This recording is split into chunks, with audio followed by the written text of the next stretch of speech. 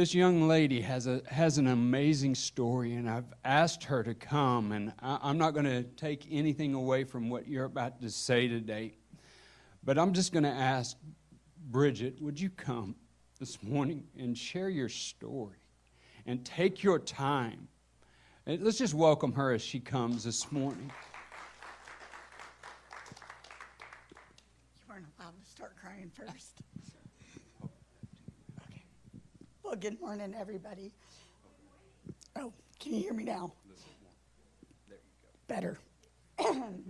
Okay, so Pastor Jamie's wanted me to tell my story for quite some time now.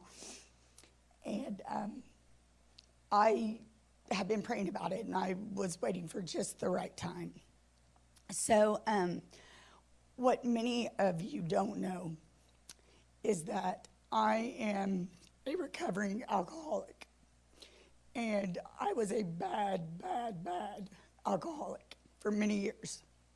Well, about a year and a half ago, and I truly, and this is how I truly believe, that God is so good to us, and that he has a special plan for each one of us, and that he works to each one of us in a way that only gets to us, because how he did it for me is just for me, because I would not have listened to anyone else. I would not have been ready whenever, this was all of him. So about a year and a half ago, I go in for just a regular procedure, like a yearly exam. And my doctor did some blood work. And her name was Dr. White, and I just love her. And she took some blood and stuff, and she called me, and she said, Bridgette, she said, we have to talk. Your liver enzymes are high. And women's average enzymes are supposed to be, what, Jill, 1933, and they're like ULs or something. She knows what those big words are. Mine were close to the 300s. So they were so high that she was so concerned. So she's like, I know that you drink, but you're drinking to an excess that you're going to kill yourself. She said, I'm going to give you, about a month to see if you can get those down on your own, and then come back and we'll recheck your blood. So I said, okay. Well, I didn't listen. I'm a bar manager at a fine dining restaurant, so I have to deal with liquor reps, and I have to do tastings, and I have to do all of that, and I enjoy my job greatly, especially then. And so I didn't pay any attention. I was like, yeah, whatever. So I just continued my daily life. And I mean, when I say that I was an alcoholic, I would wake up drinking and go to bed drinking all day, every day. I went to work. I went to church. I functioned. I didn't go to bars. I didn't do anything.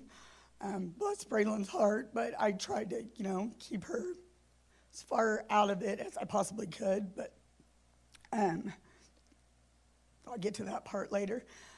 So I go back in a month, and she retests them, and they're a little bit higher. And she's like, Bridgette, I'm serious. She's like, I'm going to send you to a specialist. So I'm like, okay, whatever. Well, then God comes in. Get a letter in the mail from a liver transplant doctor. Wow, God.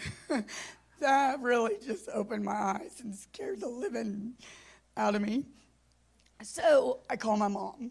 Well, now my mom's like, Bridgette Marie, and she is like not having this. So she's like, I want you to go see that doctor, find out what he has to say, and then you just call me.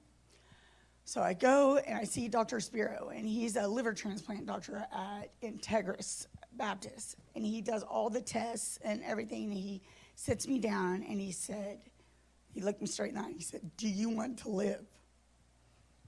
I said, well, yeah, I want to be a mom. He said, well, you're not going to unless you stop drinking right now, like today. And I looked at him. I said, I can't. When I quit drinking, I get so sick that I can't function. I shake. I throw up. I can't even get out of bed. The sweats, everything. Doctor, I can't. I would if I could. At this point, I'm scared. I get it. And he said, okay, well, I'm going to refer you to a psychiatrist. And the psychiatrist will give you some medication to help you get over that sickness. So I go to Dr. Purdue, and Dr. Purdue prescribes me some medicine to help with kind of the withdrawals and everything, and I take the medicine, and it doesn't help any. It doesn't help any at all. I still get sick, so I still drink. So I go back to Dr. Spiro, and I'm just honest with him. At this point, I'm praying on it, and I'm like, God, I'm honest with everybody. I'm honest with my doctor. I'm honest with my mom. I'm honest with Dr. Spiro. And I go back to Dr. Purdue, and I'm like, Doctor, the medicine isn't working. I'm sorry. I'm trying. He said, okay, well, here's what we're going to do. I'm going to refer you to OU Medical Center, and you're going to go there, and you're going to check into a detox. You're going to be there for a week or longer. It just depends. So I called my mom. I was like, okay, Mom, I can go and I can check into this place. It's going to be a week. I said, but I'm really scared to tell Bill. That's my boss, who I've worked for on and off for 19 years. I love that man like a father. And so I said, I'm really scared to tell Bill.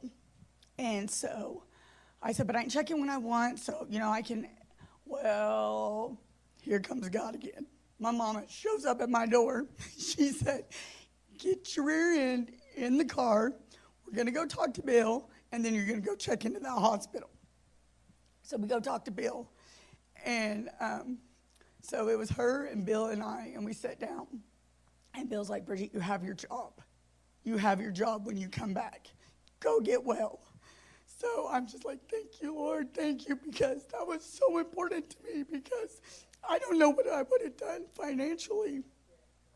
And so my mom watched Braylon for that week that I was in the hospital. So I get to the detox center, and that's horrible. I'm having hallucinations. I'm having it is just crazy. So what I didn't know, again, is that God stepped in again, and my mom called Pastor Jamie and Iris and let them know what was going on. And my enzymes had somehow gotten higher in the hospital. I don't know how. They tested me because they thought that I had snuck in alcohol or something. I hadn't. I didn't even realize people were that smart. And so anyway, so I was there, and then Pastor Jamie and Iris came up, and they prayed over me. It was 2 days later, my enzymes dropped. Thank you, Lord. Thank you, Pastor. Thank you, Iris, because that was all God, bringing those two wonderful people in there to lay hands on me and pray for me. And so I got out in the week because my enzymes dropped. So I get out of the hospital, and I'm still going to see the liver doctor and all of that. And so I go, and he still tests me for, to make sure I'm not drinking. He's like, you're doing great, Bridgette. You're doing great. So I go and I see him this last August, and he's like, you're still doing great. He's like, but I still have to see you just to check on your progress. And he's like, but I'll see you again in February. And I still see the psychiatrist every 3 months. So I go this past August, and then I go this February. My liver is completely healed.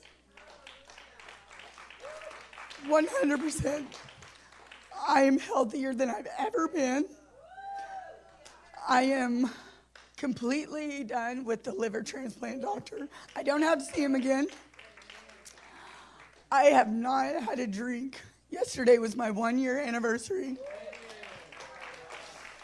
And it is all God. It is all God. He just stepped into my life and healed me. And not only did he heal me, but he took my shame. I wouldn't be able to stand here and tell you guys this. It was so embarrassing and so shameful he wouldn't have been able. I'm a bartender, and I can still do my job, and I have no want or desire to drink at all. I meet with my liquor reps. I meet with all my people, and I'm good. I'm like the blind bartender, and I'm fine with that. It's fine. I had all those years experience past, so I know what they taste like. I don't need to retaste them.